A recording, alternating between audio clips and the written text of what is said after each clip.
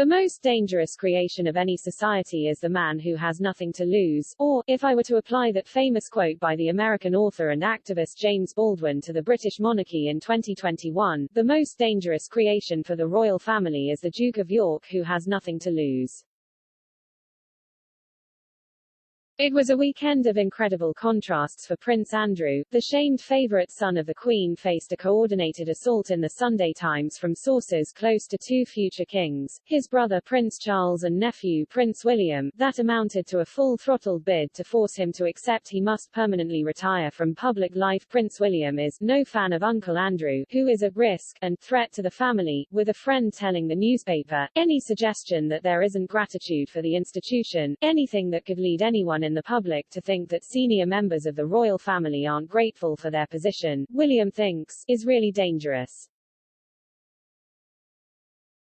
But then, hours later, the narrative moved ever so slightly in Andrew's favour as Scotland Yard abandoned its review of sex abuse allegations surrounding him and the revolting paedophile Jeffrey Epstein. In a massive boost for Andrew, the force decided to take no further action over his accuser Virginia Roberts' allegation that she was trafficked to London as a 17-year-old and forced to have sex with him on more than one occasion, an allegation which he has strongly denied. That decision is only going to embolden the 61-year-old prince to up his campaign to return to a public role. As I have been reporting for many months, guided by his comically loyal former wife and current partner Sarah Ferguson and the financial backing of the Queen, Randy Andy is planning a comeback. To hell with what Charles or William think. William is right, of course. Such a move is utterly preposterous. It provides the single biggest threat to the respectability of the royal family since Edward VIII and his wife Wallis Simpson's links to the Nazis were exposed. There is an ongoing civil case with Virginia Roberts, a looming court case with Ghislaine Maxwell, and Andrew has consistently failed to assist the FBI in its criminal investigation into Epstein.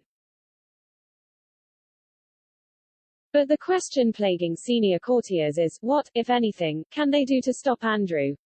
After all, this is the man who used the immediate aftermath of his father's death to ensure he could appear in front of the TV cameras to kickstart his public comeback and then caused turmoil for the Queen by apparently attempting to wear an admiral's uniform to the funeral. And, like it or not, he's the Queen's son, retains the Duke of York title and cannot be easily controlled. In Andrew's ideal scenario, the legal furore is over in time for him to take what he believes is his rightful place on the balcony of Buckingham Palace after trooping the colour on Thursday, June 2, 2022.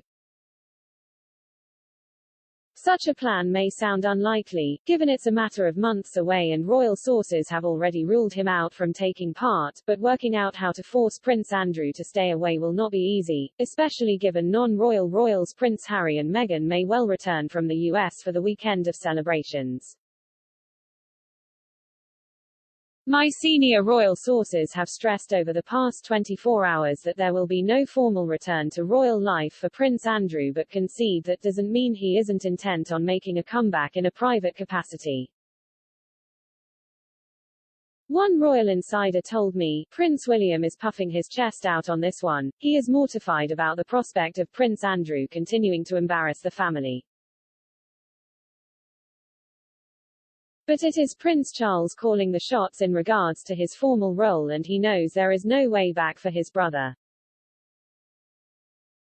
That was also something discussed with Prince Philip before his death. The reality is that when Charles takes the throne there won't even be any major role for Princess Anne or Prince Edward, either.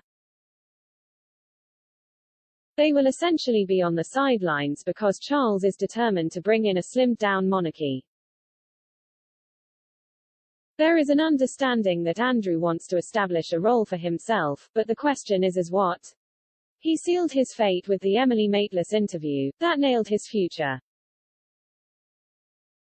The Queen and Charles believe what Andrew tells them, but also agree there can't be a formal role.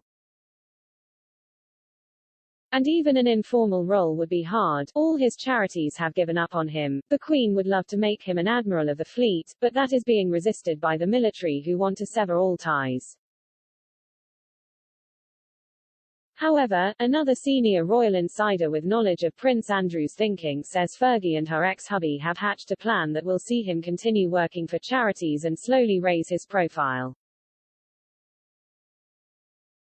They added, the biggest issue with Andrew is that he is so arrogant. His arrogance overwhelms anything else.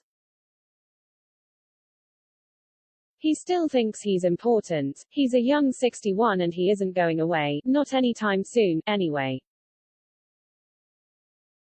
That's why Prince William is so worried. In the same way the spectre of Prince Harry and Meghan will continue to tarnish the royal family, especially in the US, with unproven allegations of racism, the continued presence of Prince Andrew connects the British monarchy with unbridled sleaze and privilege.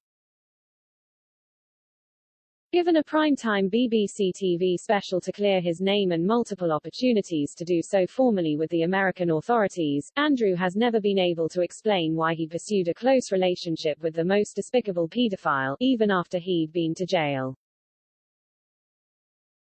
So even if the civil suit being pursued by Virginia Roberts ends up being thrown out and the FBI give up on interviewing Prince Andrew, the stench around his relationship with Epstein, with so many important questions unanswered, will not fade.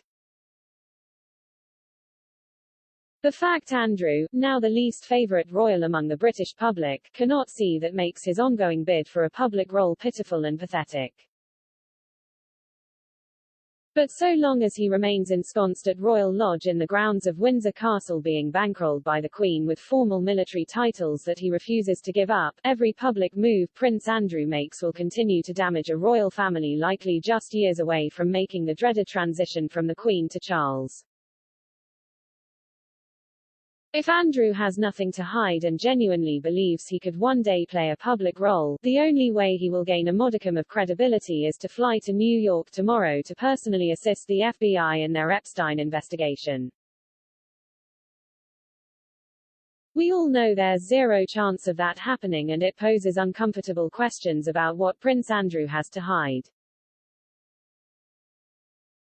At 95, the Queen doesn't have the heart to fully cut off her favorite son, leaving her heir Prince Charles somewhat powerless. For now, no wonder Prince William thinks his wayward uncle Andrew is dangerous. The ongoing damage he could cause to the royal family if he continues to plot a return to public life is hard to calculate.